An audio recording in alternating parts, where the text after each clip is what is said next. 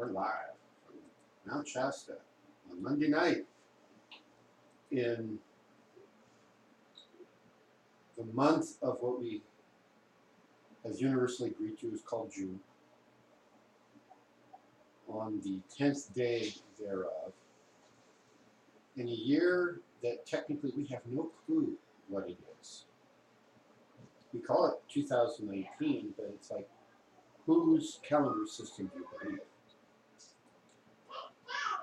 So, anyway, welcome. This is the Toltec Discussions with Golden Eagle.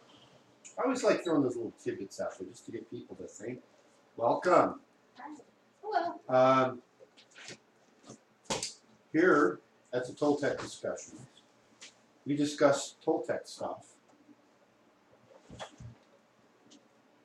The Toltecs, as some of you may have heard, are a subculture wisdom class of people in North America who hold knowledge. Sometimes we share it openly, sometimes it's placed under lock and key to guard it for the future. Right now, we have the ability to share it openly in an attempt to upgrade the consciousness of humanity and to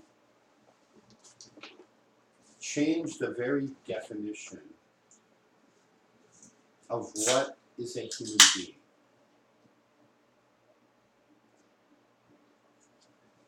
To change the very direction, indeed the very definition of what is reality.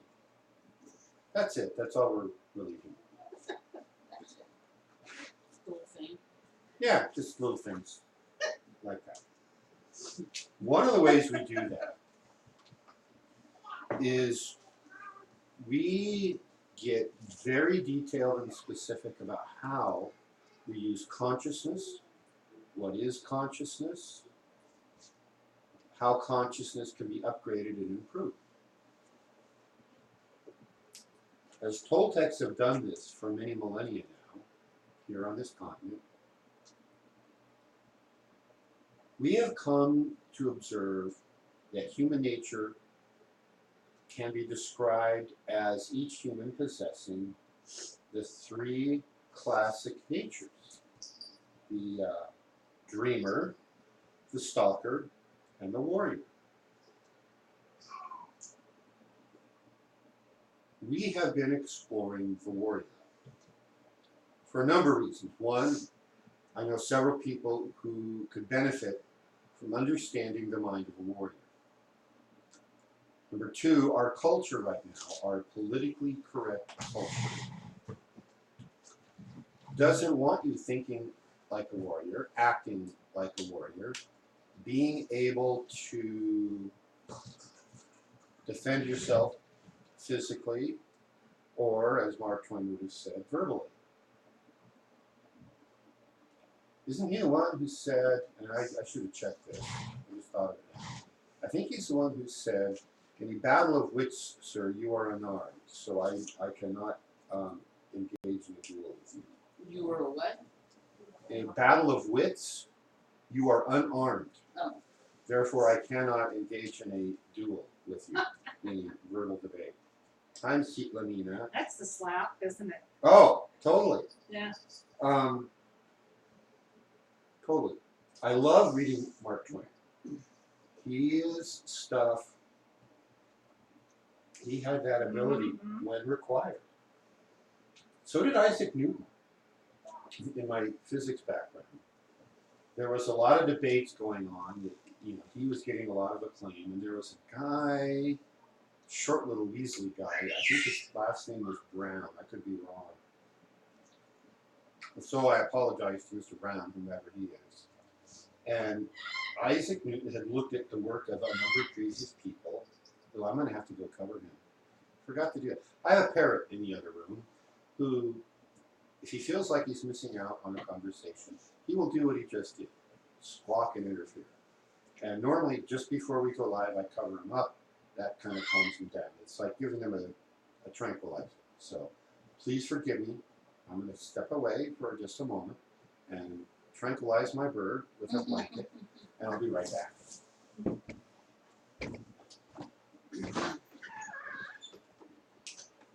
All right, time for your tranquilizer, Mr. Pogleman.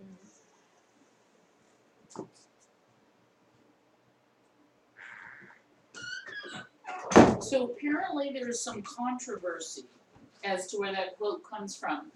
It's been attributed to William Shakespeare, Mark Twain, Oscar Wilde, Winston Churchill, Abby Buchanan, Longstreet, Frank Fay, Pierre DeRoman, Joey Adams, and the Apocryphal.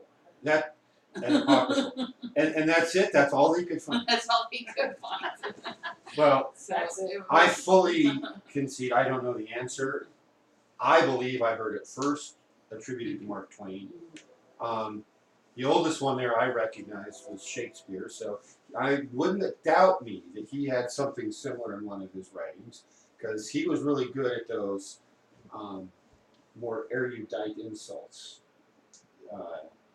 for people who needed them. So whoever said it, I give full credit because I freely admit it wasn't me, but I really like it. So Isaac Newton invented calculus to make physics easier and or solving certain physics problems even possible that are impossible without calculus. He relied heavily on the work of Lavoisier. Don't worry about the spelling of Lavoisier. It won't be on the text. Okay. sounds like a TV. He was a French mathematician. Oh. Back in the days when the French actually did real science.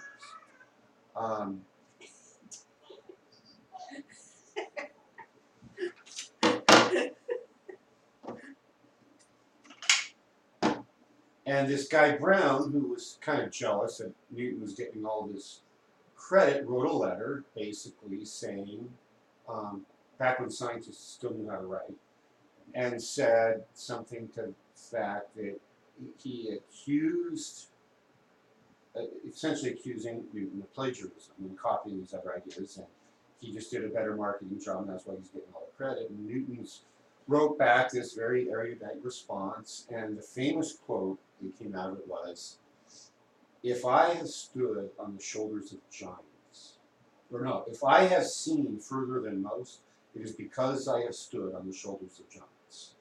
So he was acknowledging the great people who came before him that he based his work on, but then he went further than any of them did on his own merits. And it was also a to this little short pipsqueak of a guy who had shorthand syndrome. Yeah, So, and Coyote said, the famous people plagiarize, but geniuses steal. yeah, Or something like that Yeah, in a yeah, yeah. workshop. borrow Yeah, versus steal. right. Yeah. And then the truly great ones, like Tesla and even Newton, they boldly go where no one has gone before. There's no one to steal from on the work that Newton did, a lot of it, or the work that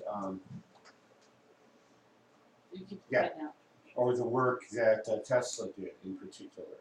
So so anyway, we are continuing to explore this warrior nature because it's important in this time and place, and warrior-like thinking, the ability to think like a warrior, is highly, highly discouraged in our culture. And so as we get back into this short introduction, because it's entirely possible there could be people watching tonight or watch the replay who've never seen all the others and whatnot. So that's why the little introduction. I want to go back to the first night we were talking about the warrior. You need to get the cat out of the window behind you. She's like letting light in and doing all sorts of weird things to your background. Nina. She doesn't take adjustment well. I wondered what you were kind of. It's like all the curtains are like in her butt was up in the air. At least I didn't have, things hanging out of my nose. Not this time. Next time I camp Rome. Maria asked a question the first night, and she said something to the effect of, "Yeah, but this warrior stuff is nice, but aren't we supposed to love each other?" And I've been pondering that off and on, and I think I have a better answer now. Is what I alluded to then. It's not so much the ability to pick up a sword and fight that I'm talking about. It's the way the mind works, which I hope by now is starting to become clearer. But in addition, there's a tremendously famous and powerful martial artist who has a quote that I want to share with you, which is, "I would rather have the skills of a warrior and not need them than to need the skills of a warrior and not have them." That's a good one. Thank you. I wrote that myself. It's based on other work, but if I have gone further than most, it's because I stood on the shoulders of giants. A couple other notes I want to share that are kind of moving into the direction of how we apply this ancient knowledge in modern times. So tonight's plan is I'm going to go through some more of Sun Tzu's The Art of War. We may not finish it tonight. There's a point I want to get to. And depending on questions and whatnot, we may then hopefully get into some of the more contemporary authors that are very specific about how to apply it here in modern life. And I've already alluded to this several times, but the primary number one skill a warrior requires is a way of thinking. It's the mind of the warrior. When I used to teach college physics, I told students they had to learn to think like a physicist. It's different than the way anybody else thinks, even other scientists. You have to learn to think like a rocket scientist, or think like a doctor, or think like a production manager, or think like a costume designer who's putting out 18 shows in parallel. Every profession, every walk of life has a unique way of thinking. And if you want to think like a Toltec, or think like a shaman, then one of the things you need is an ability to think like a warrior. You may never have to pick up a sword and go to battle, literally, physically. You may never have to grab your Uzi submachine gun and go to battle, or be attacked without weapons and have to defend yourself with just your body, your hands, your feet, your elbows, your thumb to the opponent's eye, things like that. And I'm not talking Three Stooges, nice gentle tap. I'm talking about drive your thumb through the eye socket into the skull and rip the top of the head open so you can drink out of the skull of your enemies. That's what a warrior might do if you have 18 enemies trying to kill you. I hope you never have to go there. Seriously, I hope you never have to go there. But like I say, it's better to have that skill and not need it than to need it and not have it. And that thinking like a shaman or thinking like a Toltec requires that ability to analyze, to use your mind, to dissect situations so they can be understood. That's what the mind of a warrior can do for you. Okay, so we're going to flip back. Any questions so far? Well, isn't the mind a weapon, so Yeah. to speak? It's your number one most important weapon. Absolutely, positively. All right. We left off in Book 8 of Sun Tzu's The Art of War. This section is called Variation of Tactics.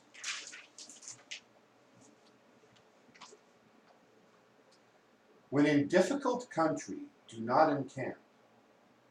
In country where high roads intersect, join hands with your allies. Do not linger in dangerously isolated positions. In hemmed-in positions, or I'm sorry, in hemmed-in situations, you must resort to stratagem.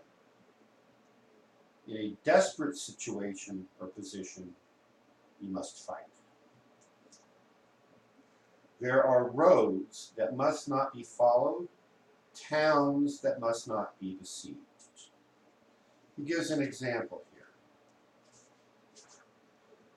Almost 22 centuries ago, and keep in mind this was written 2 centuries ago, more than 2 centuries ago, when invading the territory of Su Chao, Cao Kung ignored the city of Huapi, which lay directly in his path, and pressed on into the heart of the country.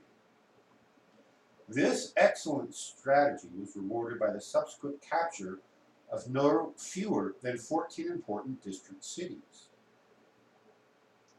No town should be attacked which, if taken, cannot be held, or if left alone, will not cause any trouble. Another example, Sun Ying, when urged to attack Pyongyang, replied, "The city is small and well fortified. Even if I succeed in taking it, it will be no great feat of arms, whereas if I fail, I shall make myself a laughingstock. It is a great mistake to waste men in taking a town when the same expenditure of soldiers will gain a province.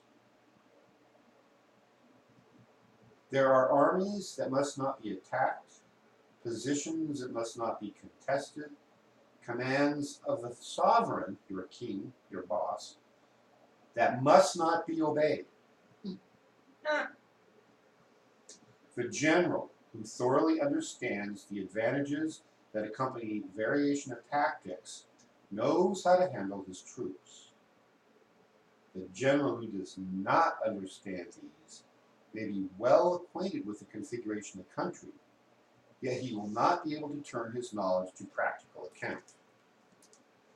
In AD 404, Louis Yu pursued, so that implies he wrote this after AD 404, more like the 83, or, oh, yeah, he was in BC, never mind.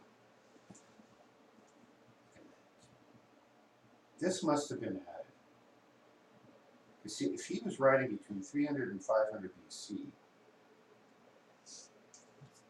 That's probably why there's confusion, but right after you started last time, there was a date in there that nailed where yeah. he really lived, but it did in the intro say that there was a lot of. So, but this version was edited, so I don't know, maybe this was added somewhere else. In AD 404, Louis Yu pursued the rebel Huan Xuan up the Yangtze and fought a naval battle with him at the island of Chenghong. The loyal troops numbered only a few thousand, while their opponents were in great force. But Huan Sun, fearing the fate that was in store for him should he be overcome, had a light boat made fast to the side of his war junk, so that he might escape if necessary at a moment's notice. The natural result was that the fighting spirit of his soldiers was utterly quenched, and when the loyalists made attack from windward with fire ships, all striving with the utmost to be the first into the fray, Huan Xuan's forces were routed and had to burn all their baggage and fled for 2 nights and days without stopping. So, you're in the army, you see your general getting ready to escape, telling you he's afraid, he doesn't think you can win, and you get your butts kicked. Contrast that, meanwhile, with the famous story about Hernando Cortez, the Spaniard who invaded Mexico. Not that I'm fond of Spaniards invading Mexico and destroying everyone and everything. But he did something that, from a standpoint of military tactics and military strategy, is important to learn from. He sailed to Mexico with 5 ships. I believe it was 5. He unloaded everyone, all their baggage, their animals, their tools, etc. He sent 1 ship back to Cuba, which is, a month's sail away, with instructions that said, come get me in 2 years. We made it to this far, we landed, come get me in 2 years. That ship sailed away, disappeared over the horizon. Then he lined his army up along the beach, and he burned the other 4 ships. The whole army sat there and watched as their only means of escape was destroyed. So the term burn your ships means you're committing. He basically told this man, if you want to survive, you better fight well, because there's no retreat possible. Compare that with this rebel who had his escape already planned before the battle started.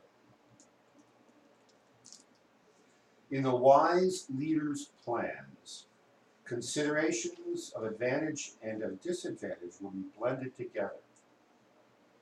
If our expectation of advantage be tempered in this way, we may succeed in accomplishing the essential part of our schemes. If, on the other hand, in the midst of difficulties, we are always ready to seize an advantage, we may extricate ourselves from misfortune. It's that ability to act, right? This is exactly the warrior mind. Take appropriate action when the opportunity presents itself. It will be there then, and it may not come again ever. Reduce the hostile chiefs by inflicting damage on them. Make trouble for them and keep them constantly engaged. Hold out specious allurements and make them rush to any given point. Chia Lin adds to this section several ways of inflicting this injury. Entice away the enemy's best and wisest men so that he may be left without counselors. Introduce traitors into his country, that the government policy may be rendered futile. So he's using spies. Of course, then and now, if you were caught as a spy, you were executed. We could still do that. It's in the laws on the books. Foment intrigue and deceit, and thus sow dissension between the ruler and his ministers. By means of every artful contrivance, cause deterioration among his men and waste his treasure. Corrupt his morals by insidious gifts, leading him into excess. Disturb and unsettle his mind by presenting him with lovely women. Hey, I didn't say it. So, yeah, corrupt your enemy. This is well before the battle starts, right? You know you want to go to war, so you're going to try to corrupt his army, corrupt his ministers, lure them away. The art of war teaches us to rely not on the likelihood of the enemy's not coming, but on your own readiness to receive him. Not on the chance of his not attacking, but rather on the fact that we have made our position unassailable. So if your defenses are solid and you put yourself in a good position and you've got your men trained and your weapons ready and your supplies ready and you're committed to a good cause, then the battle's mostly won right there, no matter what he does. There are 5 dangerous faults that may affect a general, of which the first 2 are recklessness, which leads to destruction, and cowardice, which leads to capture. So being too bold to the point of being stupid, or being not bold enough to the point of you're so fearful that you can't do anything. Next, there is a delicacy of honor which is sensitive to shame.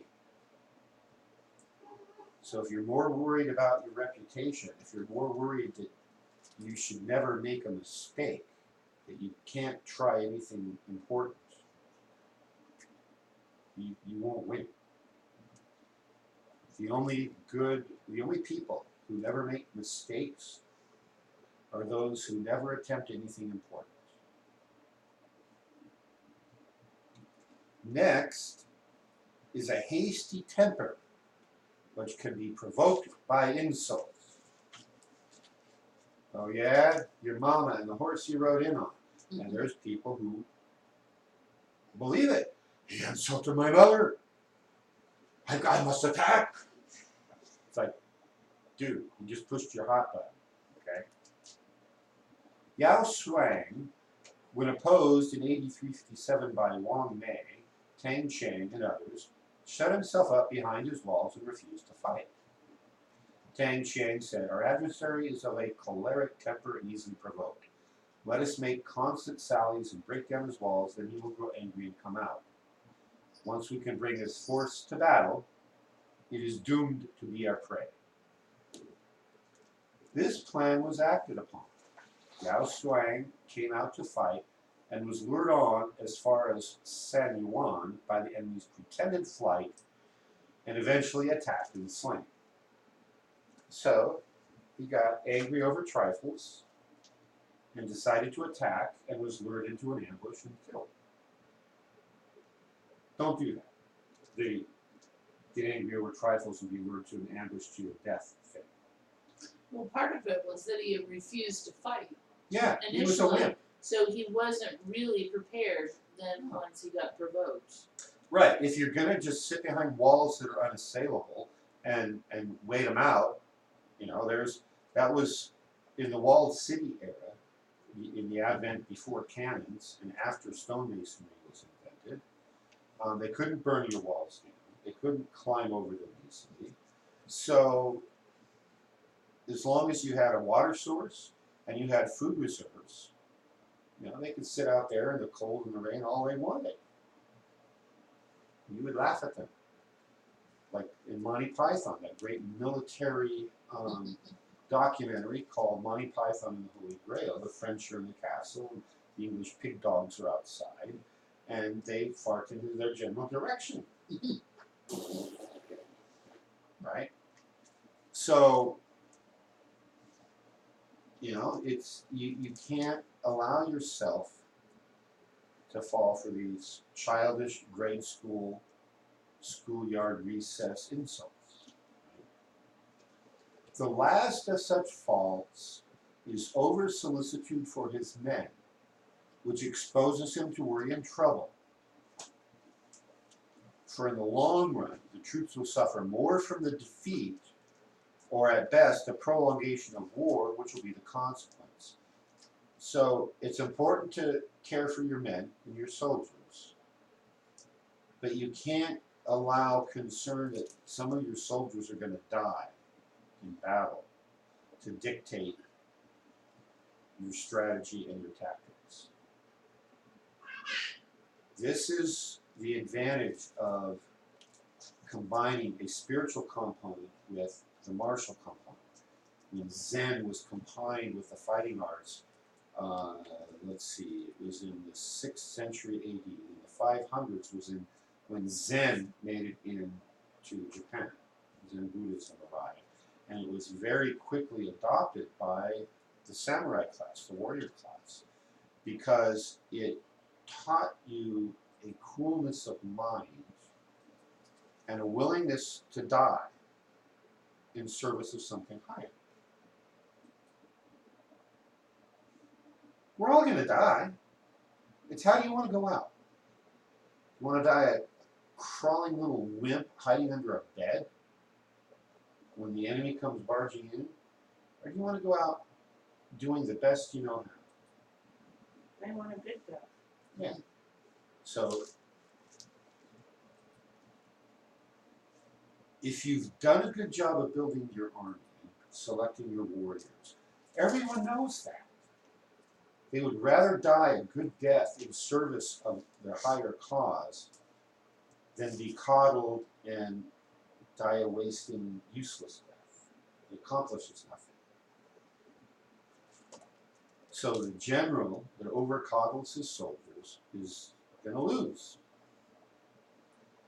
These are the 5 besetting sins of a general, ruinous to the conduct of war. When an army is overthrown and its leaders slain, the cause will surely be found among these 5 dangerous faults.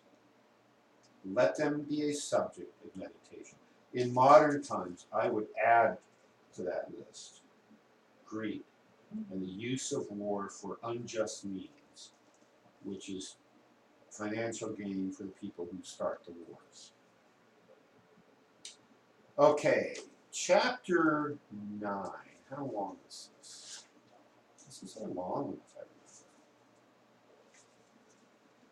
This one is fairly long, and it's called The Army on the March. I may not read all of this.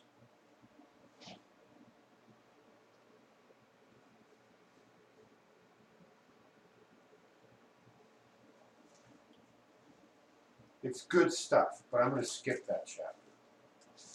And we're going to go on to chapter 10, which is called Terrain.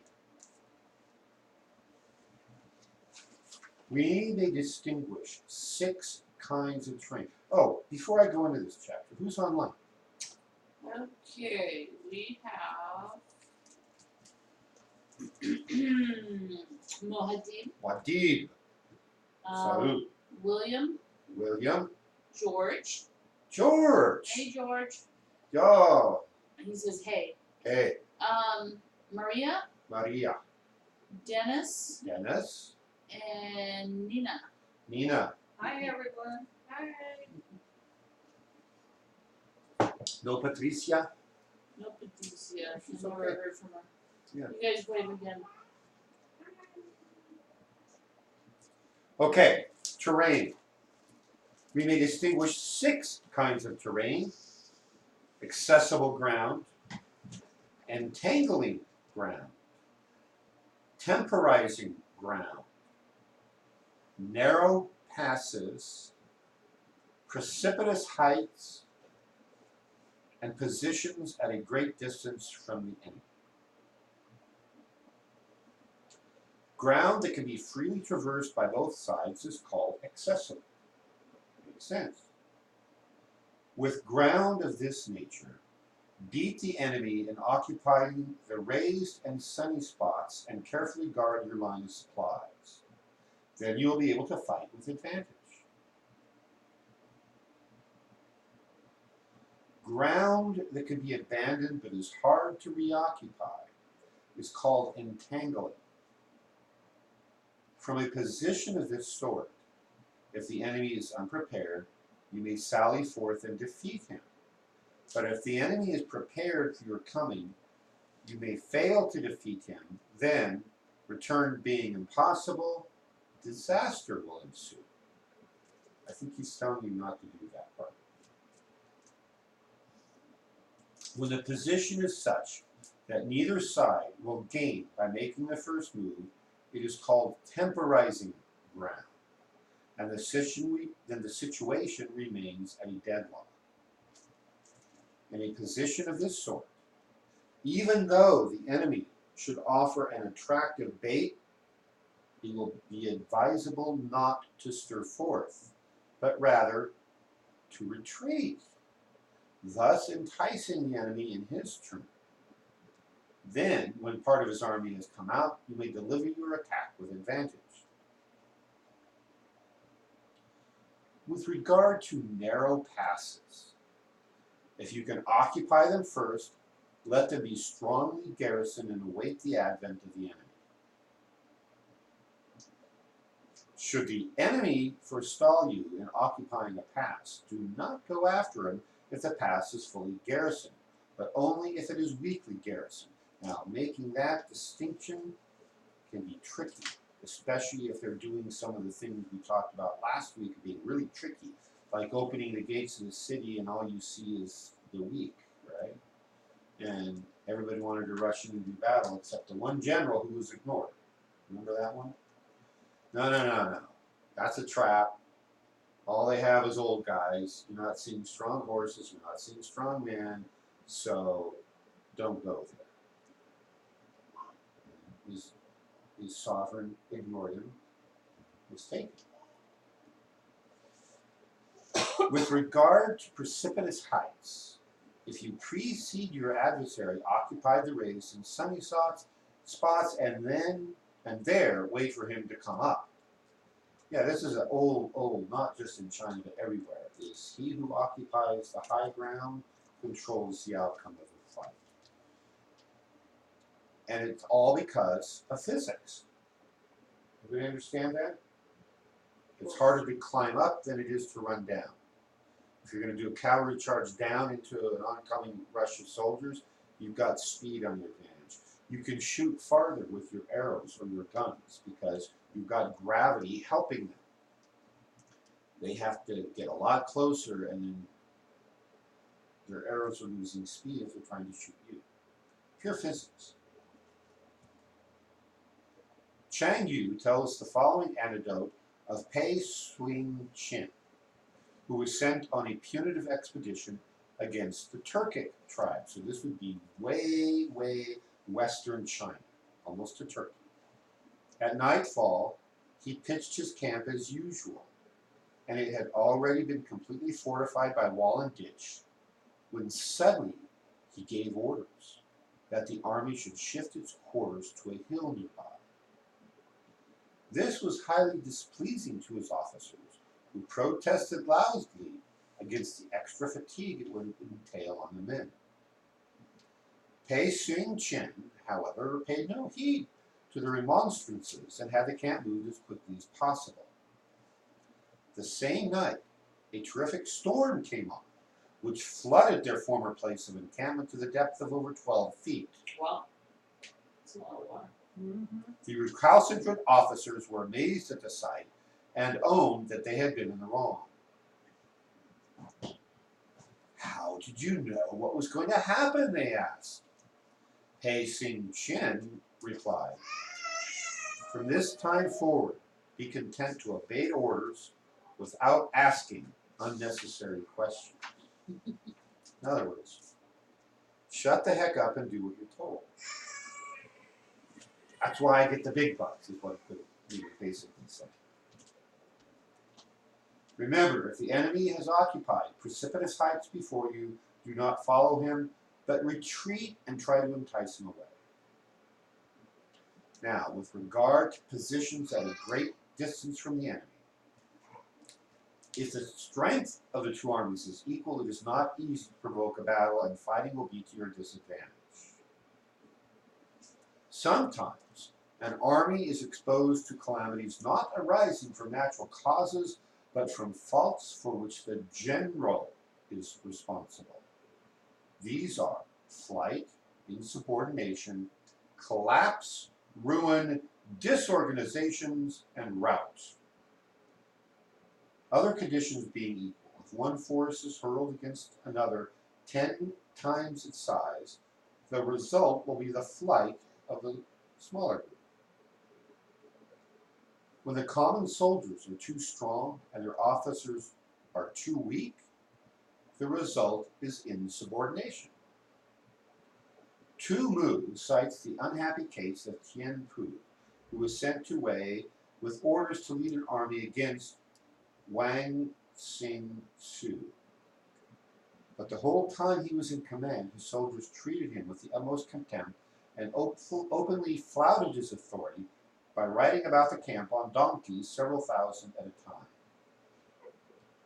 Tian Pu was powerless to put a stop to this conduct, and when, after some months has passed, he made an attempt to engage the enemy, his troops turned tail and dispersed in every direction. After that, the unfortunate man committed suicide by cutting his throat. In those days, and possibly even now, if you have an army that is like this, A, what the heck were you thinking in choosing that type of soldier? And B, the very first time it happens, you take the leaders of whoever's leading this disobedient behavior and you have them beheaded. That's exactly what Sun Tzu did when the general wanted him to train his women. Just as a test, can you get these women to march and obey and fight? And when they didn't at first, remember, he ordered the two leaders who were the two favorite concubines of the king, he ordered them beheaded. And instantly everybody else obeyed. So in that day, in that time, in that kind of situation, that's where the guy screwed up, was A, picking his army, and B, not enforcing discipline the very first time. These bitter soldiers, they should have known better.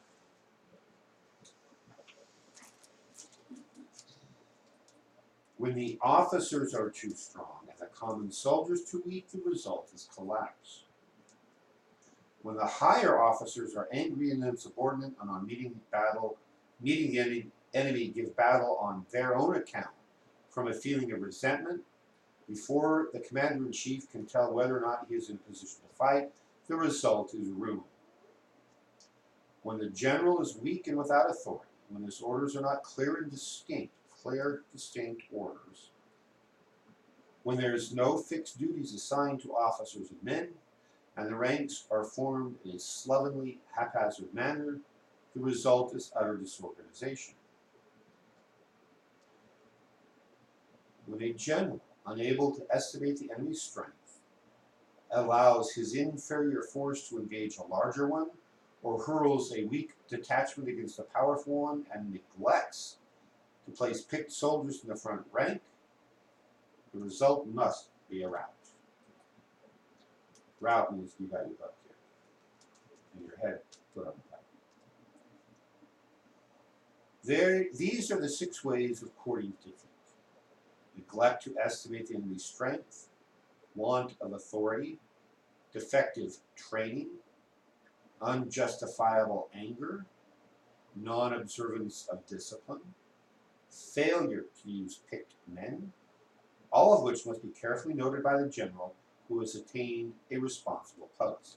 So, you see why this has been considered to be a valuable training manual in military for over 2,000 years. This goes on to talk a little bit more about some of that, the terrain. I think I want to go. Can I ask a question? Yeah. What's the difference between his definition of collapse and, what was that the word he used? Started with the R. Root. A route? Yeah. Hang on, I'll find it. Okay.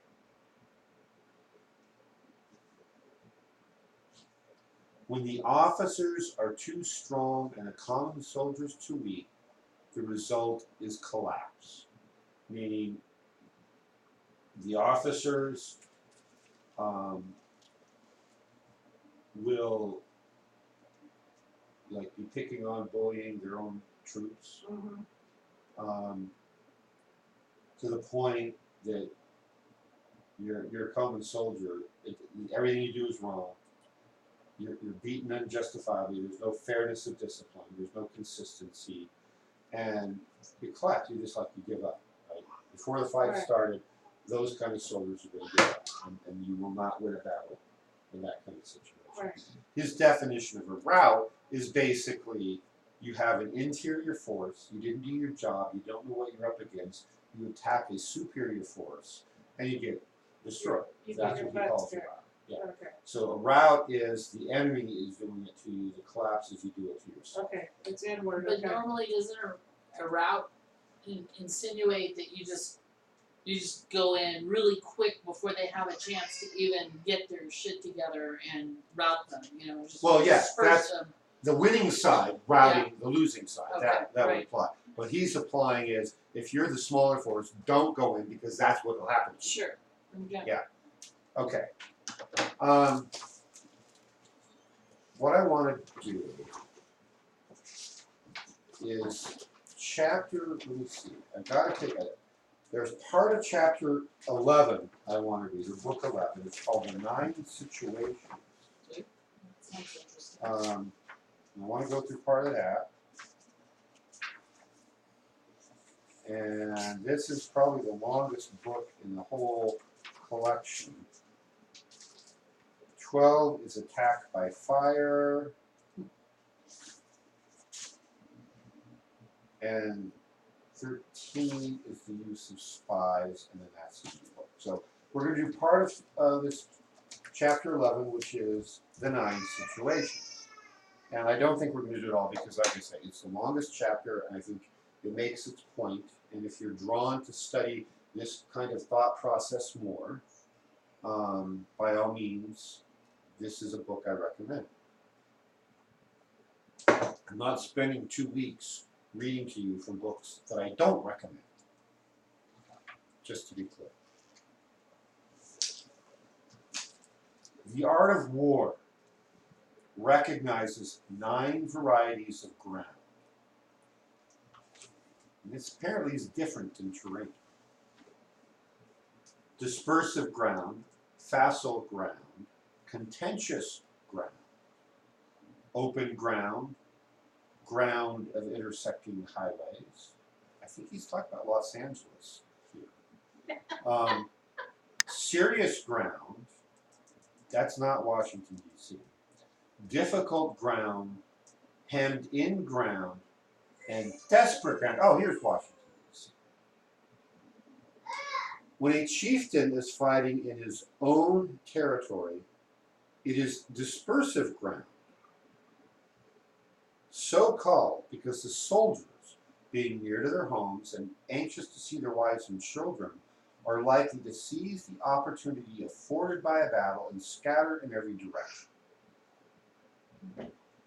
When he has penetrated into hostile territory, but no great distance, it is facile ground. Ground that is of great advantage to either side is contentious ground. So everybody wants it, right? You're going to contend over it.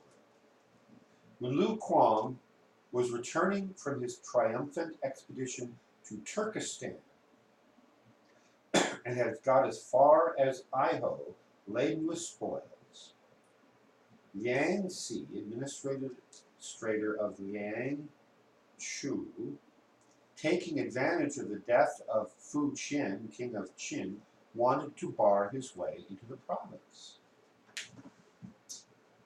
Yang Han, governor of Chochang, counseled Liang Si, saying, Lu Kuang is fresh from his victories in the west, and his soldiers are vigorous and mettlesome.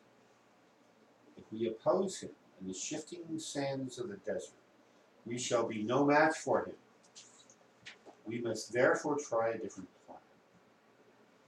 Let us hasten to occupy the defile, a narrow pass, at the mouth of Huowu Pass, thus cutting him off from supplies of water, and when his troops are prostrated with thirst, we can dictate our own terms without moving. Or, if you think the pass I mentioned is too far off, we can make a stand against him at this other pass, which is nearer. The cunning and resource of Zhu Fang himself would be expended in vain against the enormous strength of those two positions. Liang Si, refusing to act on this advice, was overwhelmed by Lu Kuang. So the guy gave him sound advice. Wait for him here or wait for him here in a well-defended position. Let this guy start dying of thirst and then say, yo, you got some spoils. Give me half and we'll let you go. But he didn't, and he got destroyed. Ground on which each side has liberty of movement is open ground. Ground that forms the key to 3 contiguous states, so that he who occupies it first has most of the empire at his command, is the ground of intersecting highways. When an army has penetrated into the heart of a hostile country, leaving a number of fortified cities in its rear, is serious ground. Mountain forests, rugged steeps, marshes, and fens, I believe that's swamps. All country that is hard to traverse, this is difficult ground. Ground that is reached through narrow gorges and from which we can only retire by tortuous paths, so that a small number of the enemy would suffice to crush a large body of our men. This is hemmed in ground. Okay. Ground on which we can only be saved from destruction by fighting without delay, that's called desperate ground. On dispersive ground, therefore, fight not. On facile ground, halt not. On contentious ground, attack not. On open ground, do not try to block the enemy's way. On ground of intersecting highways, join hands with your allies. On serious ground, gather in plunder. In difficult ground, keep moving. In hemmed-in ground, resort to stratagems. In other words, you got to be sneakier in your difficult ground. Hemmed in. And in desperate ground, ye fight. You know what's interesting is that there's a couple of words that has been used that makes it clear that someone who is English did this interpretation. Right. Like sally forth. I don't see that as being a Chinese term. No. No. But the way that was stated was very Shakespearean, and it made me realize that a lot of the Shakespearean tragedies, in particular, talk a lot about these stratagems of war in relationship to human existence. And so. All right, so I'm going to skip around a little now, and some of the things that I have found interesting. Carefully study the well-being of your men and do not overtax them. Concentrate your energy and hoard your strength. Keep your army continually on the move and devise unfathomable plans. Qin recalls the line of action adopted by the famous General Wang Qian, whose military genius largely contributed to the success of the first Qin emperor. He had invaded the Chu state, where a universal levy was made to oppose him. But, being doubtful of the temper of his troops, he declined all invitations to fight and remained strictly on the defensive. In vain did the Chu general try to force a battle. Day after day, Wang Qin kept inside his walls and would not come out, but devoted his whole time and energy to winning the affection and confidence of his men. He took care that they should be well fed, sharing his own meals with them, providing facilities for bathing, and employing every method of judicious indulgence to weld them into a loyal and homogeneous body. After some time had elapsed, he told certain persons to find out how the men were amusing themselves. The answer was that they were contending with one another in shot putting and long jumping. When Wang Qin heard that they were engaged in these athletic pursuits, he knew that their spirits had been strung up to the required pitch, that they were now ready for fighting. By this time, the Chu army, after repeating the challenge again and again, marched away eastward in disgust. Wang Qin immediately broke his camp and followed them, and in the battle that ensued, they, the Chu army, were routed with great slaughter. Shortly afterward, the whole country of Chu was conquered by Wang Qin.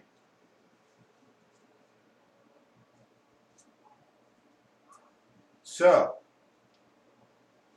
he took a different approach to what was discussed just a minute ago about you have an army you can't trust, so let them run rampant, right, with no discipline. So he took a different approach. He got them trained and to where they trusted him and would follow him.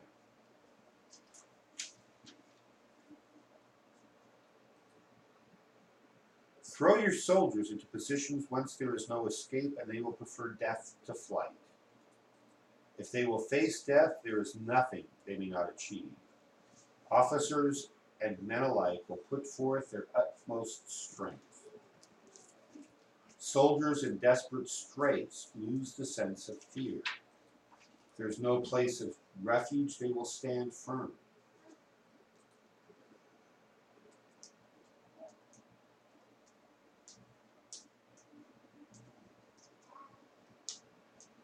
On the days they are ordered out to battle, your soldiers may weep, some sitting up in their garments, some lying down, letting tears run down the cheek, not because they are afraid, but because they have all embraced the firm resolution to do or die. But let them once be brought to bay, and they will display the courage of a couple of names of ancient warriors.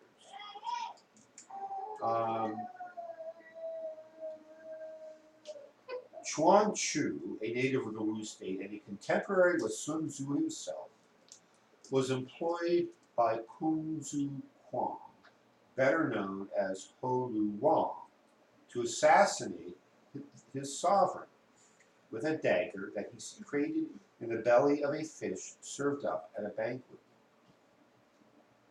He succeeded in his attempt, but was immediately hacked to pieces by the king's bodyguard. The other hero performed an exploit that made him famous. Lu had been 3 times defeated by Qi and was just about to conclude a treaty surrendering a large piece of territory when Cao Kui suddenly seized Wang Kun, the Duke of Qi, as he stood on the altar steps and held a dagger against his chest. None of the Duke's retainers dared move a muscle, and Cao Kui proceeded to demand full restitution, declaring that Lu was being unjustly treated because she was a smaller and weaker state. Wang Kun, in peril of his life, was obliged to consent. Whereupon Cao Kui flung away his dagger and quietly resumed his place amid the terrified assemblage without having so much as changed color. As was to be expected, the Duke wanted afterwards to repudiate this party, but his wise old counselor pointed out to him the danger of breaking his word, and the upshot was that this bold stroke regained for Lu the whole of what she had lost in 3 pitched battles. So yeah, that took some guts, huh? Seized the opportunity. If they had signed the papers, it would have been too late.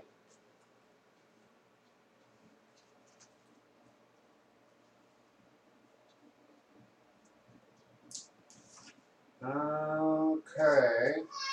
You want to say I Serenity? Hi, Serenity. Hi, You're Serenity. here watching now. Yay. You're learning how to be a general, Serenity. I have no doubt she can. And when the time comes, remember what you learned studying Sun Tzu's The Art of War.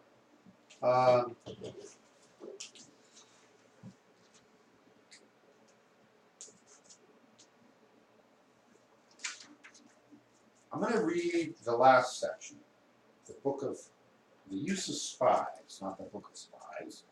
It's a section called, at least some of it.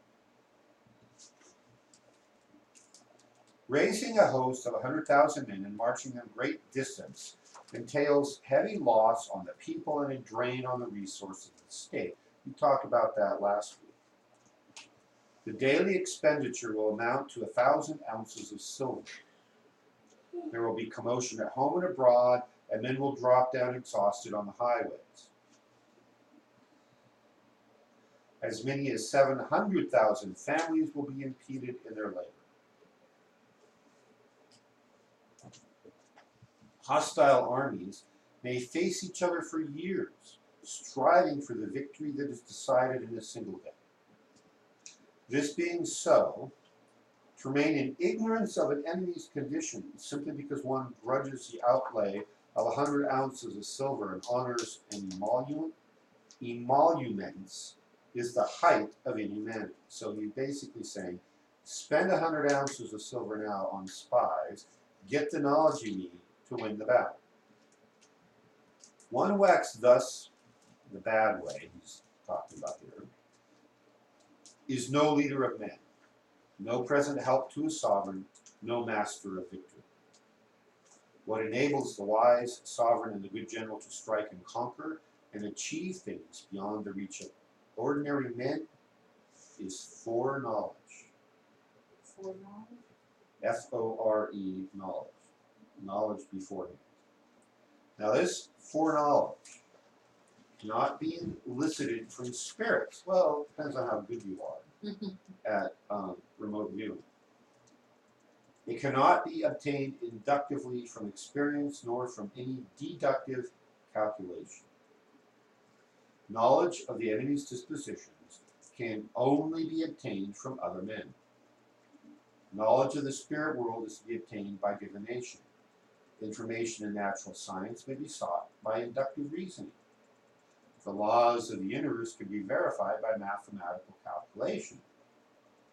But the dispositions of the enemy are ascertainable through spies and spies alone. Hence the use of spies, of whom there are 5 classes: local spies, internal spies, converted spies, doomed spies, and surviving spies. Oh, I'm not to see what this doomed spy thing is. When these 5 kinds are all at work, none can discover the secret system. This is called divine manipulation of the threads. It is the sovereign's most precious faculty. Having local spies means employing the services of the inhabitants of a district. In the enemy's country, win people over by kind treatment and use them as spies.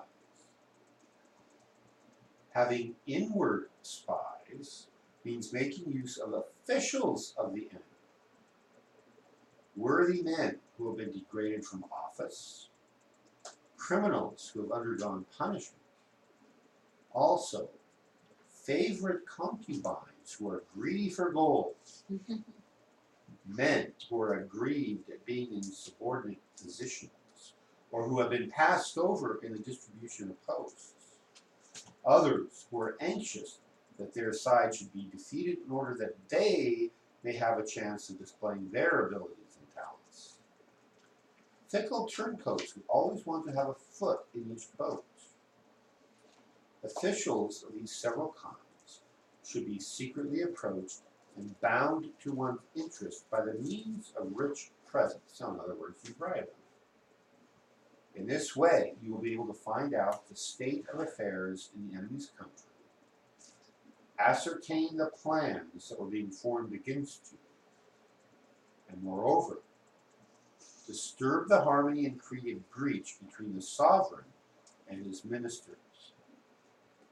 But there is a necessity for extreme caution in dealing with inward spies.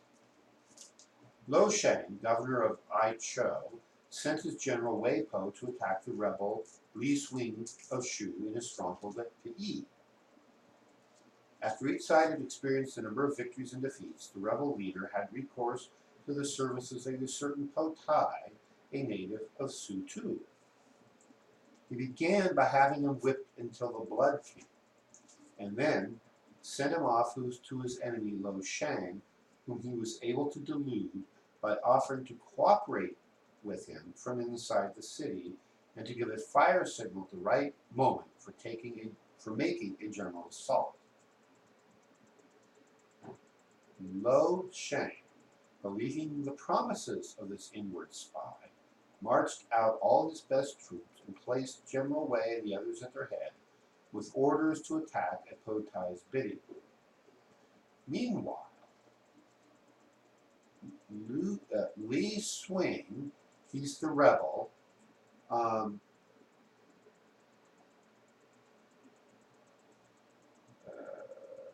Meanwhile, Lee Swing had prepared an ambush, and Potai, having reared long scaling ladders against the city wall, now lighted the beacon fire. Not knowing they were betrayed, Wei's men raced up on seeing the signal and began climbing the ladders as fast as they could, while others were drawn up by ropes lowered from above. More than 100 of the soldiers entered the city this way. Every one of them was forthwith beheaded. That's why he likes the book. The rebel leader, Lee Swing, then charged with all his forces both inside and outside the city and routed the enemy completely. So he had a spy. He thought he had it all worked out, but the spy was a double agent.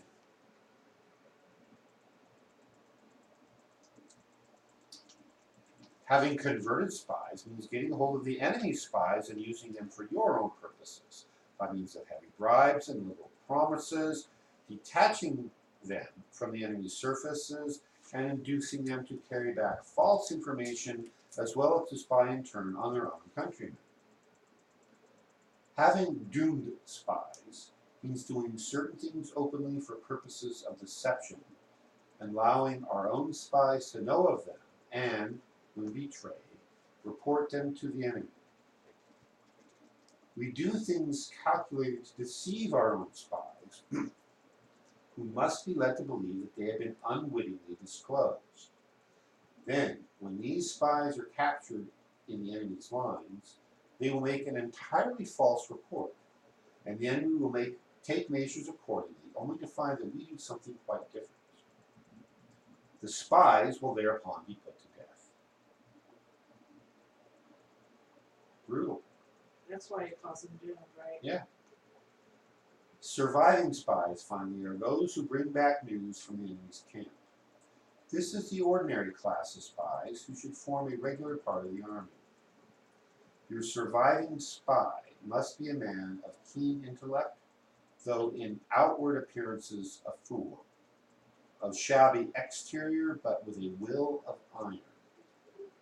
He must be active, robust, endowed with physical strength and courage, thoroughly accustomed to all sorts of dirty work, able to endure hunger and cold, and to put up with shame and ignominy. What was the last word? Ignominy. What's that mean? Ignominious. It means infamy. Yeah. It basically means the opposite of fame.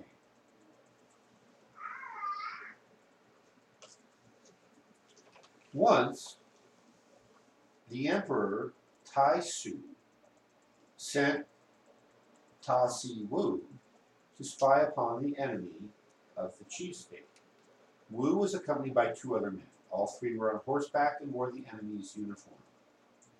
When it was dark, they dismounted a few hundred feet away from the enemy's camp and stealthily crept up to listen until they succeeded in catching the passwords used by the army.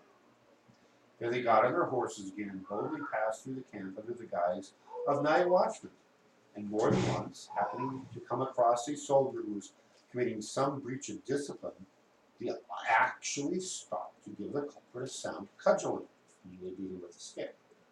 Wow. Thus, they managed to return with the fullest possible information about the enemy's disposition and received warm commendation from the emperor, who, in consequence of their report, was able to inflict a severe defeat on his adversary. So, intelligence. We don't necessarily call them spies. We have an intelligence department in the Army and military now. And it specifically means intelligence and information about what your potential enemies would do. So there's more there. I didn't read everything the same way I didn't read everything in the Art or the Book of 5 Rings. I think I've read enough of both of these books to start to give you a flavor of the arts of strategy and tactics and thinking like a warrior. That's my hope. I encourage you all to read both of them frequently. Every few years, I read these again. It's been about at least 5 years since I read this. Probably not quite as long that I read the Book of Five Rings. I was just gonna say, you know, on one hand, you know, I find a lot of this stuff interesting, but you know, it just seems so foreign. It's, you know, because we're not exposed to it, and it seems like there's got to be a better way to do this, and it seems so barbaric, you know.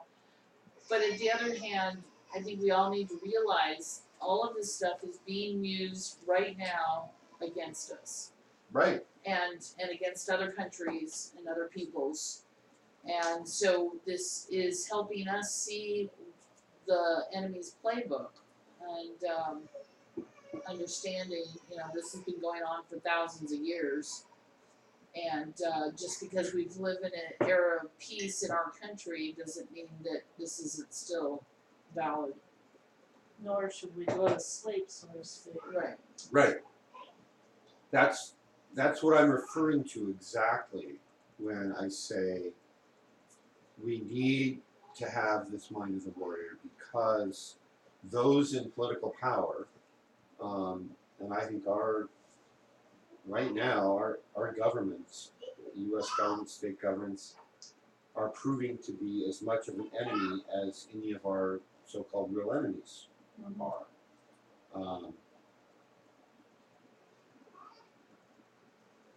So yeah, it is important to understand this.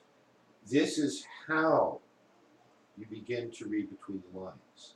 When you look at news stories, and hopefully you don't watch television anymore, but when you read things on the internet or in a newspaper or a magazine, and you see what they're saying, you start to put two and two together and say, that doesn't add up.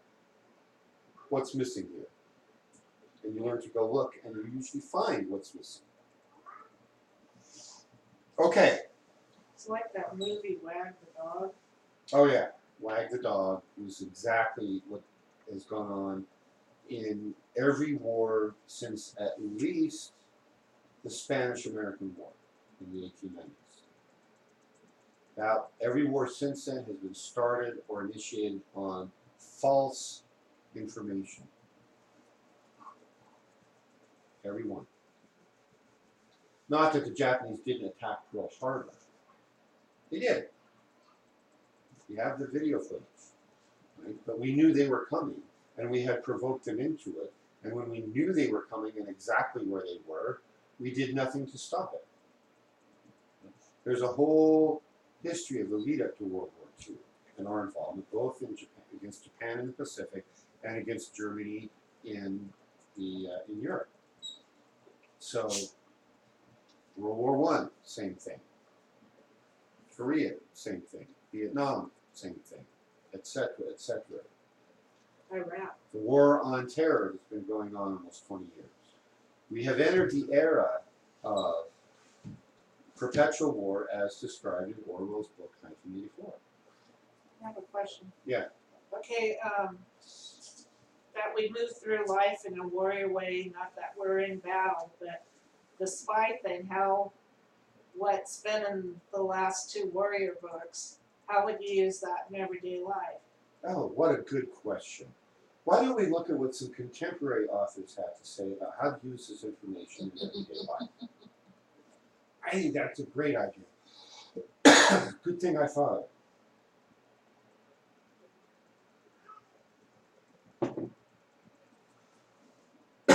I think I'm going to go to this one first. Any cough drop or anything? Yeah, I think I do. Fortunately, I have one right here. Okay. All the cottonwoods flying around my stomach. Oh, is that what it is? Yes. It's literally where I work. It's like snow on the ground and snow falling. I mean, it's this thick. Yeah. Yeah. We were in town at some friend's house a week ago or so, and they had just cotton where we were. All right. Okay. book we're going to start into now, and I don't know if we'll get to my other one tonight, is called Living the Martial Way. The subtitle is A Manual for the Way a Modern Warrior Should Think. The author is Forrest E. Morgan, who was a major in the United States Air Force. Forrest E. Morgan. Forrest E. Morgan. This is what the book looks like. And so he was an Air Force officer, and he also trained, and is a black belt in multiple martial arts, which I always have great respect for. I'm only a black belt in one martial art, so. But I'm highly knowledgeable in several others. So I just haven't formally studied. In some cases, because I'm not close enough to a real instructor. What did I want to cover? Page 27.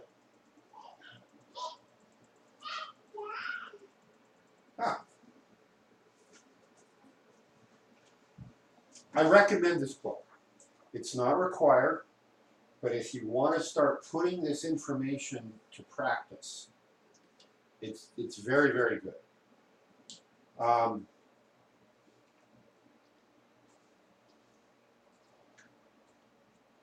Start today by thinking of yourself as a warrior. Stop being a dentist or an accountant or anyone else who does karate as a hobby, and become a warrior who practices both your profession and karate to hone your spirit. You'll discover that both your professional competence and your karate will improve. Here, he is using the term karate in a way that's more generic.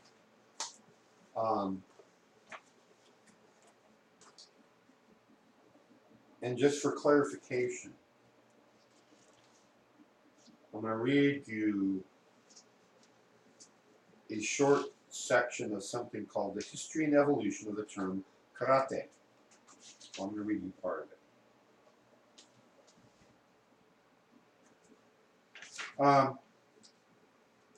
In its original form, karate is a term for a group of weaponless martial arts systems that are developed in the Okinawan Islands. Okinawa is an island archipelago that lies roughly midway between Japan and mainland China. Its original name was the Ryukyu Islands. A group of different unarmed fighting systems sprang up. One was called Koryu Uchinari, and the other is Ryute. Te means hand, and so Ryute refers to the system of hand-to-hand fighting indigenous to the Ryukyu Islands. Now, for most of its history, Ryukyu was closely allied with China, and there was a lot of trade and cultural exchange between mainland China and Okinawa, and that included martial arts, and so you had Chinese instructors visit Okinawa for a time and teach. You had Okinawa instructors go to China and train, and so over time, there's a Chinese character pronounced kara, which means Chinese, combined with te, and so karate became the form of ryute that was enhanced by Chinese, so it was the Chinese hand way. So in the fullness of time, the same way that the word Xerox was once applied to a very specific brand of photocopier, which was the first one to get on the market back in the 1960s and 70s, the term Xerox became generic for any form of photocopier. Even when the 17-year patents went out and other people could start making Xerox machines, everybody called them Xerox machines, even if it was a different brand. And it became both a noun and a verb. So, go Xerox this for me, right? I remember. So, over time, the art of karate, the Chinese hand way, was exported to Japan in roughly, say, 1920, 100 years ago. And this was a time frame when Japan was preparing for war. They knew they were going to war in about 15 years. Nobody else did. And they were starting to train their officers corps. And the Japanese emperor, Hirohito, who was still young and was still a prince, visited Okinawa. He saw a demonstration of karate there and was very impressed because it was better than anything they had in mainland Japan at that time for the equivalent type of training. He invited Japanese Okinawan instructors to Japan to start teaching in the universities, which basically meant they were training the officer corps for the military. And when it was sent there, it was modified. A lot of self-defense was dropped out, and it heavily emphasized physical fitness and fighting spirit, which if you're charging machine guns, you kind of need that, right? So they weren't as worried about the unarmed combat. They wanted that fitness and they wanted that fighting spirit. At that time, the key instructor who went was a man named Gichin Funakoshi, who founded what became eventually the largest form of karate still in use today, called Shotokan. And Shoto means the wavy pines. It was named after a place, the pine trees at a certain place, where his school was located. And he modified karate.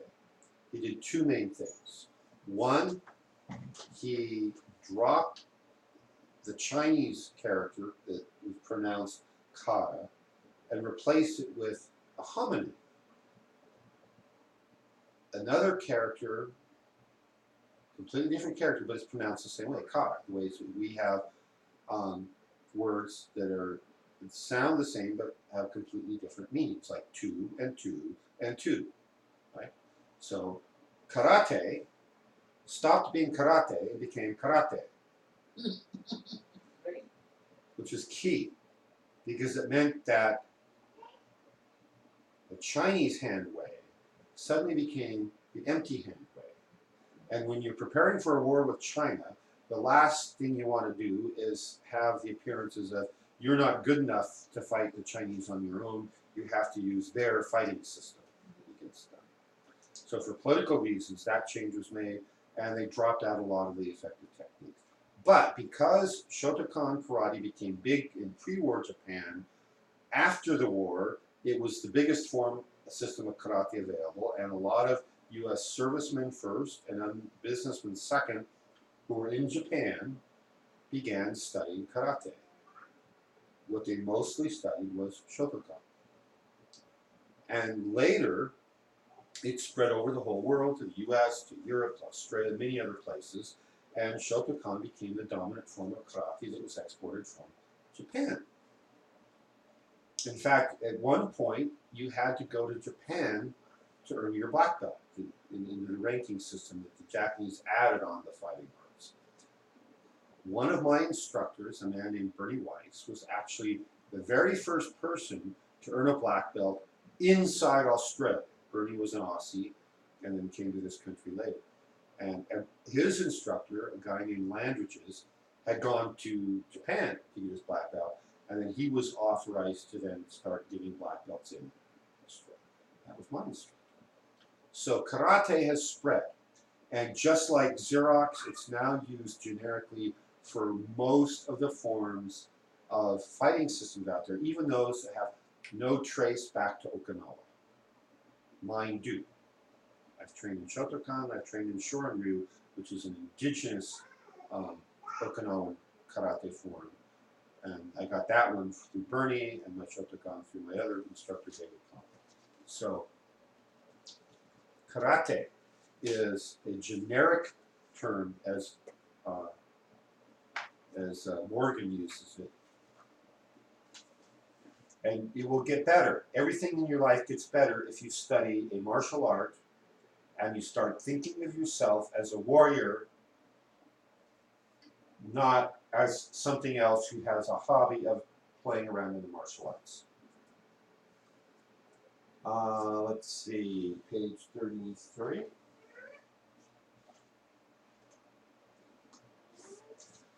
There's a lot of discussion that goes on about which is the best form of martial art? Is it karate? Is it judo? Is it kendo? Is it kung fu? Is it taekwondo? You know, which one's best? And what Morgan has to say on the subject is, there are no superior martial arts, only superior martial artists. So pick the one you resonate with and master it, and then you can start adding on pieces of others. 39.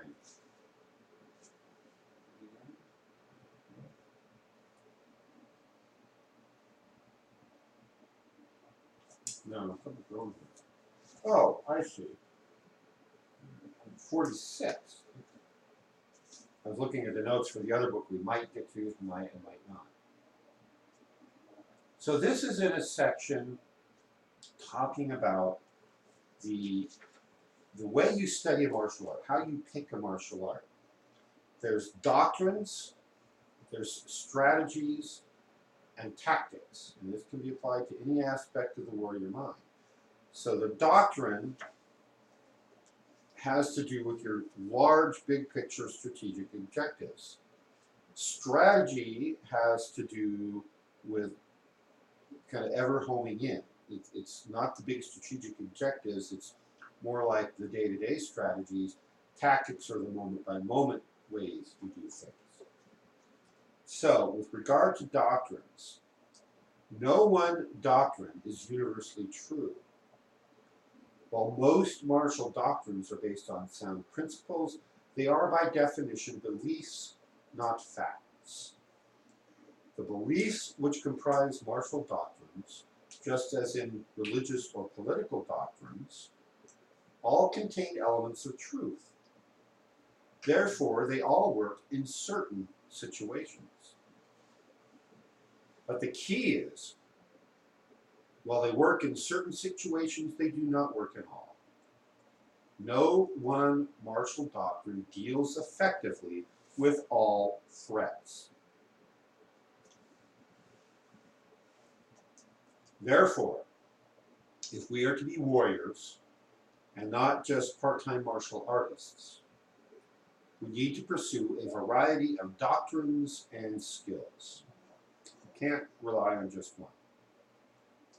I think it's really clear that we need to make that connection then with spiritual paths Yeah. and all of the knowledge that we're working with, you know, that even if there was one, you know, best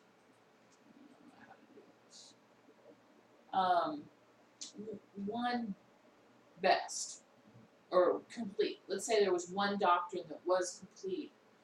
It still comes down to the martial artist or the seeker or you know the spiritual aspirant to you know to master it. Right. And you know, and it may not be applicable in all situations, Right, even if it's true. Remember what Musashi said, right? Was you have to be a master of many professions, right? Master them all. he said. Master them all, exactly. So, very good point. So whatever you choose to study or take up, master it. Yeah, Master the doctrine or Yeah. the technique or exactly. whatever.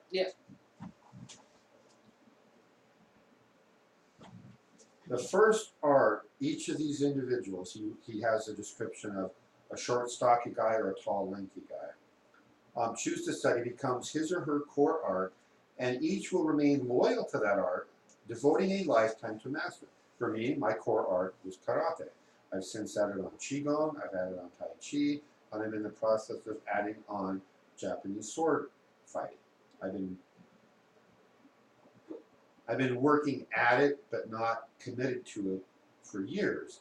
Now I'm committing to it. Each also recognizes that there are other schools he or she needs to fight effectively in some situations. The true warrior pursues those skills, sometimes formally, or as I have done on most of my additional skills, sometimes informally. Now I have done a lot of formal training in Qigong and Tai Chi. I've been doing that for 20 years, and now I'm at a point where, for the way I use them to develop my energy, I don't care if I ever get a rank, a formal rank, in any system of Qigong or Tai Chi. There are some who do. I don't need it. So mastery is more important than rank. Yeah, keep in mind that there never was rank, except for Right. military rank. You know, you're a Right. general, you're a colonel, you're a captain or a lieutenant, right? The whole martial art ranking system came about essentially roughly 150 years ago at the time of the Meiji Restoration. So in the history of Japan, the emperor was the ruler of Japan, but it's sort of like the monarchs in England right now. They're a figurehead. It's a showpiece. And for many centuries, Japan was ruled by the shogun. The shogun was the military leader. And there was a lot of civil wars, and this is where, you know, that movie we watched the other day, The Seven Samurai, was set. It was in that period where the shoguns were in charge and the emperor was a figurehead. Well, a lot of things happened. Fast forward into the mid-1800s, and the emperor regained power because the samurai and the shoguns had become weak and allowed some bad things to happen, and so the emperor was able to take back control. And that's called the Meiji Restoration, and it was a time of great social upheaval. It's sort of like Gone with the Wind in this country, the Civil War. Nothing after was ever the same as it was before, especially in the Deep South. And so the Meiji Restoration, the samurai lost all their rank. They were no longer considered aristocrats. They couldn't pass on titles hereditarily. You weren't born into that. So there was a lot of things happened there. And one of them was the Japanese government took control of all the martial training. They wanted to limit who had the potential to attack the emperor. Right? And so that meant they also took control of the content of the martial training being taught in Japan, meaning they watered it down. No, they didn't want anybody at that skill level Right. to be able to do the king. So this. Exactly. So this is where you saw a shift. I mean, in Japanese, there's a term called jitsu, which is the fighting application of martial art. And then there's the do form, which is what happened when Shotokan was taken to Japan, is it emphasized the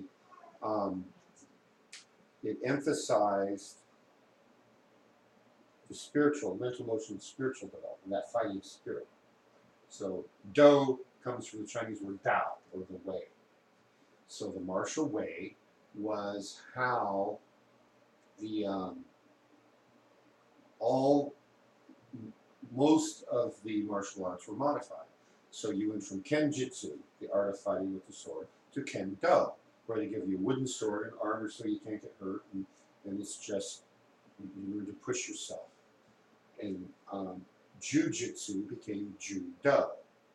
So they became sports and a way to push yourself mentally and spiritually, but you're not going to kill anybody with judo. You might with jujitsu.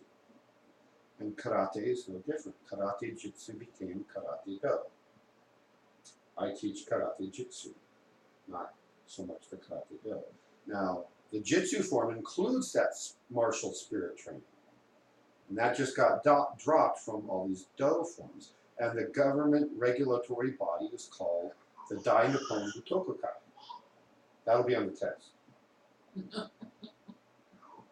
Dai means great. Nippon, of course, means Japan. Nihon, Nippon, Japan. And Butokukai is kind of like the regulatory agency. So it means the great all-Japanese regulatory agency for martial arts. And that's what Dai Nippon Butokukai means. And they regulated that. And for years, the reason you had to go to Japan to get your black belts, all the Dai Nippon Butokukai was in charge of it all. And if you weren't, your instructor wasn't certified by the Dai Nippon Butokukai, well then you weren't a real black belt.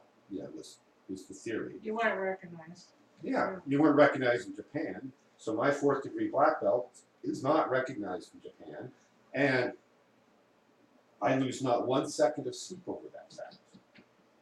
You know, when you have American or Australian or English-born instructors who studied and paid their dues, and they've been doing this 20 or 30 or 40 years, next year it'll be 30 years for me, you don't need the approval of the Dainapo Tokukai. Especially if, like me, you're treating a jutsu arch, what they don't even know what the heck it is anymore. So anyway, that's what happened. And let's see what else Morgan has to say. Points to remember regarding your martial destiny. There are no superior or inferior martial arts. There are only warriors and non-warriors. Warriors don't quibble over which system of fighting is the best. They know no one's system fits everyone's needs in all situations. Every martial art is based on doctrine, a set of broad and general beliefs. People who study a single doctrine tend to shut out ideas from other sources and convince themselves that theirs is the one true way of fighting. This is exactly Karate Do as proposed or as espoused by the Dainapo Tokukai. They don't even acknowledge the fact that 75% of karate never made it to Japan to begin with. So they're espousing a system of martial arts, Karate Do, that is deficient and missing 75% of its original source. It also sounds a lot like the differences between energy medicines, you know, and like the Reiki-ites that will go to the grave believing that's the only thing there is. Convince themselves that theirs is the one true way of fighting. They become slaves to the very doctrines they profess. Choosing which doctrines to follow not only determines what arts you will study, it drives how you'll develop your strategy and tactics. Choose each martial doctrine by analyzing the threat you're most likely to face, evaluating your physical and emotional assets, then selecting the doctrine that best fills your needs. Relying on one narrow doctrine is dangerous, so build your skills around a doctrinal core, so more than one doctrine. The final ingredient is integration. As you develop skills from a variety of doctrines, you must learn to integrate them into an effective personal arsenal. The result should be you become a smooth fighter, effective at all ranges in any situation. So that's what I've done with energy, and like Qigong and Tai Chi and Kadua, and Karate. Most Karate instruction is aimed at sports and competition, and most of it does, even though they pay lip service to the idea of Chi, or as Japanese pronounce it, Ki, they really don't teach it. You go to the average martial arts instructor, they don't know anything about energy. So I've reintegrated that in the way I teach and practice. Okay, so there is a lot more to be said in this book by Morgan.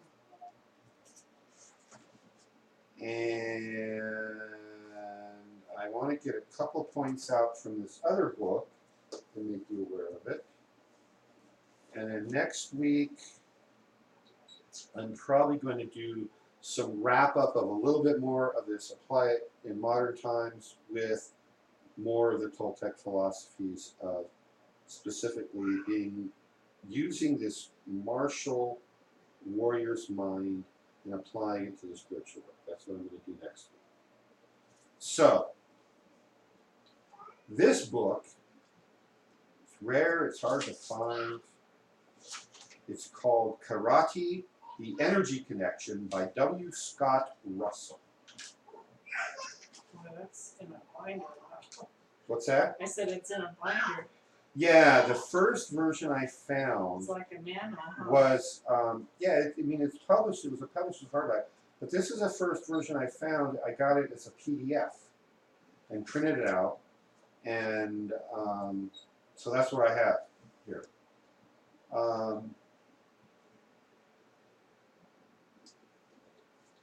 Let's see. Oh, the list. I was trying to read my writing there. It says list. So, in his book here, this is Russell's book, Karate, the Energy Connection. Chapter 1 is called A Journey Towards Self-Fulfillment. And so here's what he intends to show you in this book. There's a short list. Just what karate is and what it isn't. And in parentheses he adds, there are a lot of misconceptions floating around, some of them pretty ridiculous and widely held. That's absolutely true. What philosophical principles underlie the art and how, though they're ancient and oriental, they're totally relevant for America today. I second that. He is using, by the way, the term karate throughout this book in that broader, more general Xerox way that I talked about a little bit ago. So it's not just the Okinawan arts, it's all of them. He's using the generic way. What can karate do for you physically, both in terms of physical fitness and better health? What can karate do for you mentally, both in the intellectual and emotional sense? How karate can help you in your everyday life, in your relationships with people, at work, at home. How you can use karate to protect yourself against violence. And how karate can improve your sex life. No. Now you want to come to the training sessions with me? Yeah. Well, she could do it in a chair, right? Let's see. 39. Now I jump to page 39. I'm in the correct book.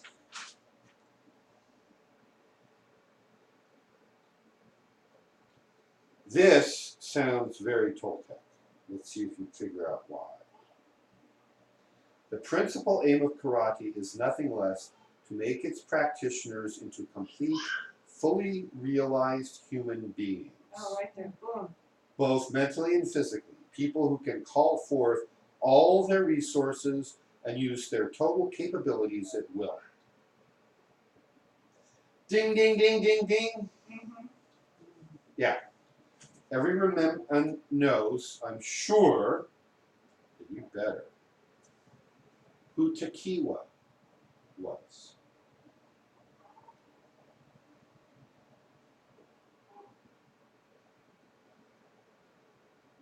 Oh.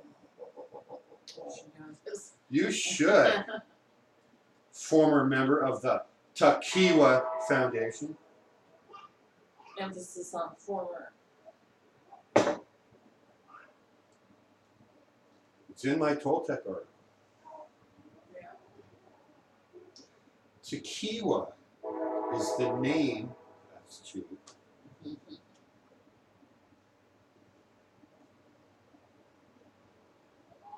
gonna make a liar out of you. I know what they're supposed to do over here. This is the short one. There's one more coming. Long, long, short, long. Not supposed to be drawn out quite that much, but hey. Takiwa is the name in the Toltec lineage for the ancient archetypal deliverer of knowledge, the complete man. So this is the North American Toltec equivalent of Hermes, of Thoth, of all the other great knowledge bringers in all the ancient cultures around the world. He was the complete person, the fully integrated man. He was part historical figure, part legend, right? And it's the complete man thing that is exactly the goal of the Toltec work. One of the goals of the Toltec work. 40, paragraph 4. Oh, yes.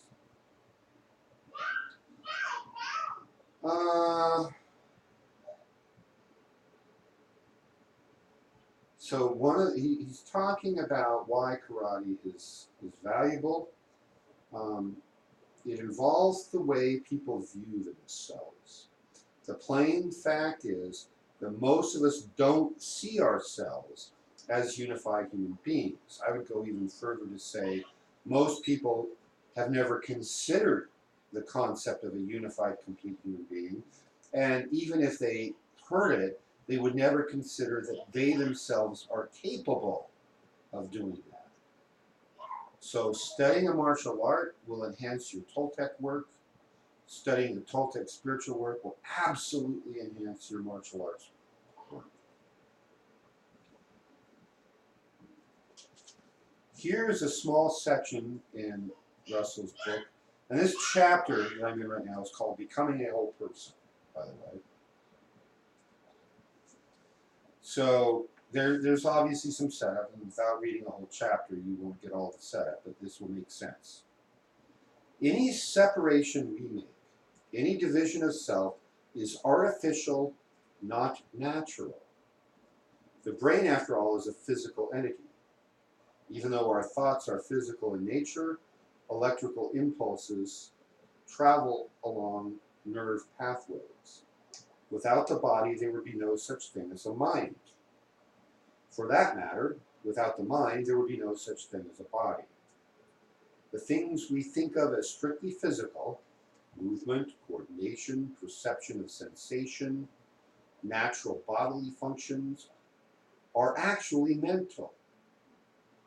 Bodily circumstances, such as pain, hunger, fever, injury, affect the mind.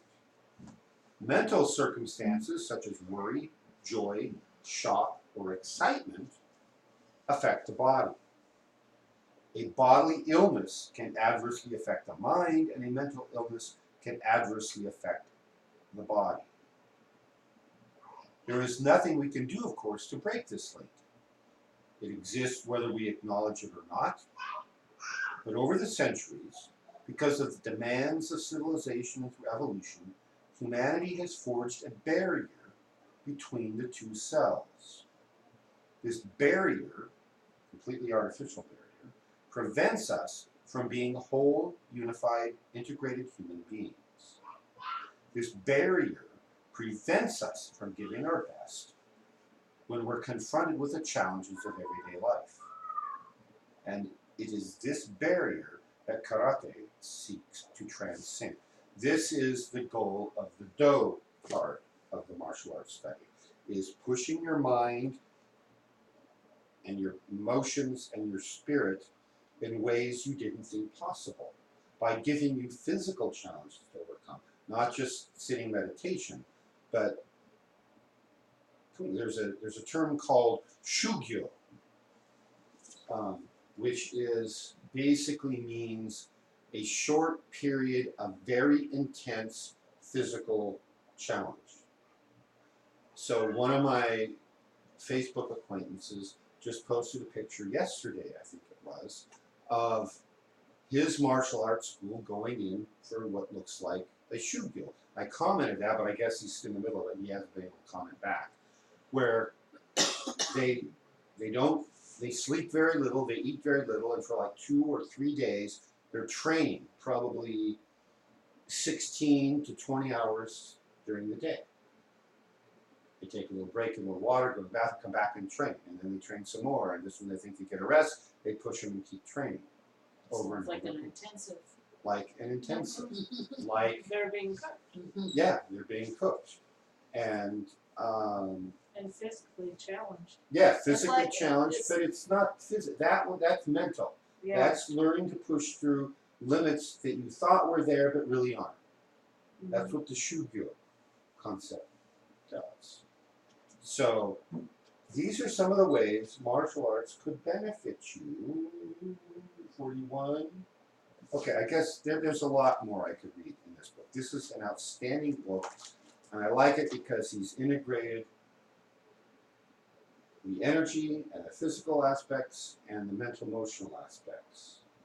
And he's got, there's just a wealth of knowledge. I remember when I first found this book, I was like, oh. And what was the name of this one again? This is called Karate, The Energy Connection by W. Scott Russell. It's good. Yeah, this is an excellent one. Living the Martial Way by Forrest E. Morgan is also excellent. written completely different, but they're similar. So that's the beginning of how we apply this. It's learning to transcend your limits. It's a way of analyzing. Look at the way Sun Tzu analyzes these situations. Look at the way Musashi analyzed and sized up his opponents, right? And so the warrior mind involves all three aspects: the dreamer, the stalker, and the warrior. That's why in a Toltec party, every member of the Toltec party is referred to as a Toltec warrior.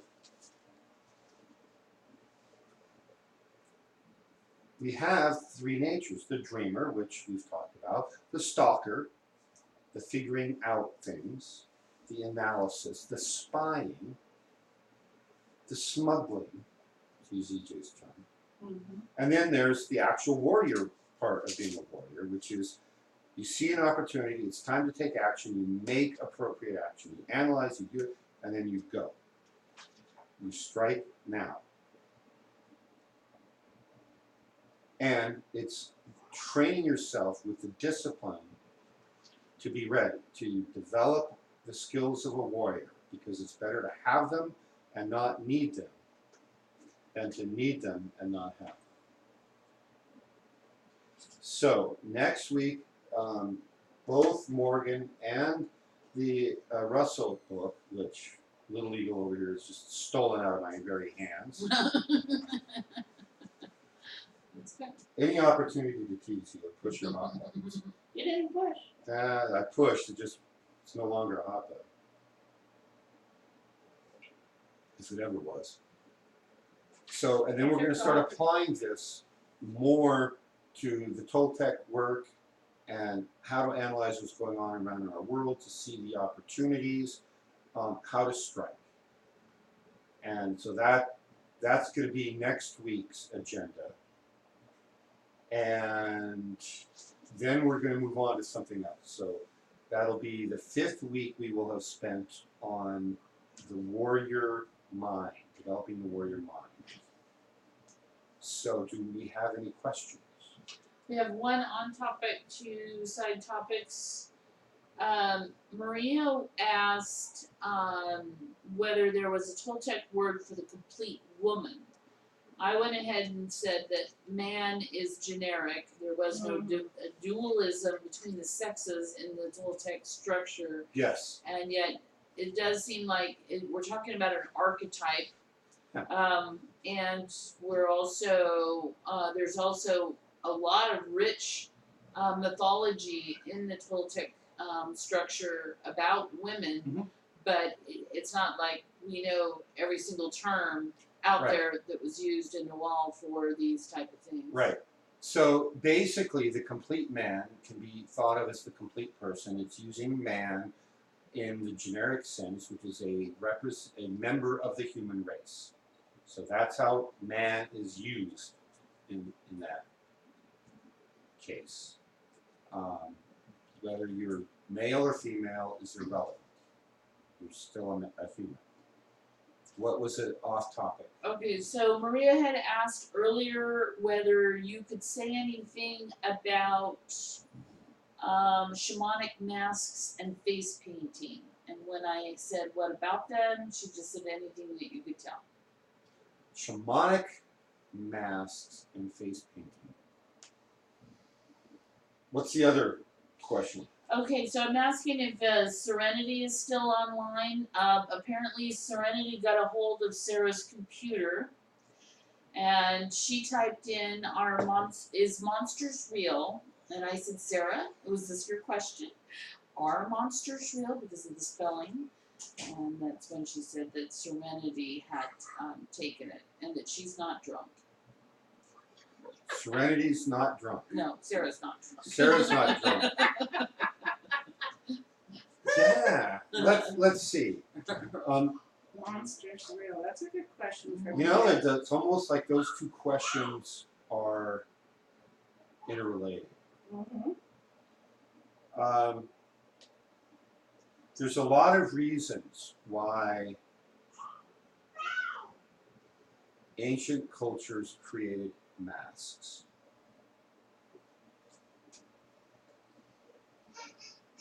Meaning the physical mask that you put on. It could be to scare your enemies. They wore them in combat. It could be to invoke specific entities, spiritual entities, by the shaman wearing a mask and allowing themselves to merge with different entities. When we do some of our training, we do the contact exercise, it's called, and we deliberately start lowering our masks because we are wearing a series of masks in this hologram. And when you train your mind, you sit across from someone fairly close and you adopt the dreamer stare and you look at the face. And you can see the masks start to drop, and you can see that real essence behind. And of course, a shaman who shapeshifts can take on many appearances. Kachora is a master of this. And when Coyote used to drive him back and forth across the border, the ID he used to go across the border was for somebody who could look completely different. And Kachora would change his shape to match the ID picture. And they look in and Coyote didn't say anything, and then he gets through the guard point and looks back and it's Kachora again, right? So masks can be used to either make that process easier or make the process of merging with another entity easier, or they can be used as an imitation of that by people who don't have that ability. Especially works well with an illiterate, untrained population you may be dealing with. Ceremonial too. What's that? Ceremonial too. And ceremonially, they're used ceremonially. They're used for a lot of reasons. There was a movie called The Man Who Would Be King, outstanding movie, starring Sean Connery and Michael Caine when they were both young. And it was after either World War I or World War II in India. These two guys go off to the Himalayas. They encounter a group of a small tribe that's attacking the other tribe, and they had convinced, and the one attacking tribe had convinced the other tribe that they were monsters because they wore these big, hideous, ugly masks to battle, and 13th Warrior was like that too. in a way, yeah, the Yes, 13th it Warrior is like it. But in this one, very specifically, one tribe believed those to be monsters until Sean Connery or Michael Caine, one of them, kills one, rips the masks off, and show them, no, they're just And it's the people. same thing happens in Yeah. 13th It's the Warrior. same thing when they rip the bears' heads off and they realize this isn't a half human, half animal monster. They're just people dressed like they were very tough, badass people. Were very evil, and in that case, the little Viking village was badly outnumbered.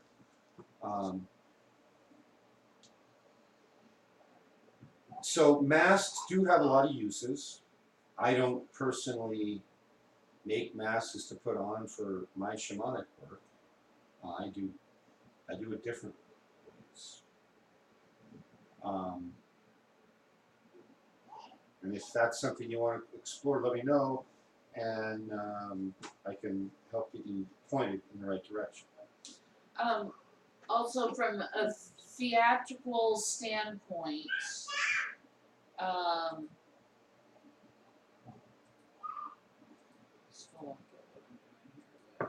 In this balls. from a theatrical standpoint, in theater, in the history of theater, we go way back to some of the first sacred and ceremonial, times, and so there's also the sense of invoking what it is that you're trying to invoke. So if I want to work with the owl medicine, that I might dress up like an owl, or and then also even within Coyote and Couture's school, they wear red headbands a lot of the times when they're doing their spiritual work, and part of this is to be seen on the other side by your peeps. So in other words, who your groupies are. It's kind of like hogging. And so there's certain insignias and things that you might use, and this is where a lot of times the face paint might come in, is to also be recognized, and the flip side is to be not recognized, to be scary, or whatever, with the entities that you might be working with. Right. So we see a lot of this, like I've studied a lot about Mongolian shamanism, and they you don't see their eyes at all. They wear these stringed things, that hang in front of their eyes, and they use lots of mirrors, and the mirrors are supposed to be confusing the spirits that they're fighting with. So the whole idea of costumes and face paint and masks and all of that, there's a rich history to it, but you really have to have a purpose or a reason why you would implement that into your own work. So are monsters real? Short answer is yes. Throughout history, humanity has recorded strange creatures that were big, scary, maybe they even ate people, and we didn't understand them. They weren't around much, and so it's not like the deer in the forest that you see every day. These were rare. And some of them are actual physical creatures. Some of them can be elementals, spiritual beings of a lower vibration that we can see sometimes. Some of them go into a category of even being demons, a higher level spiritual being.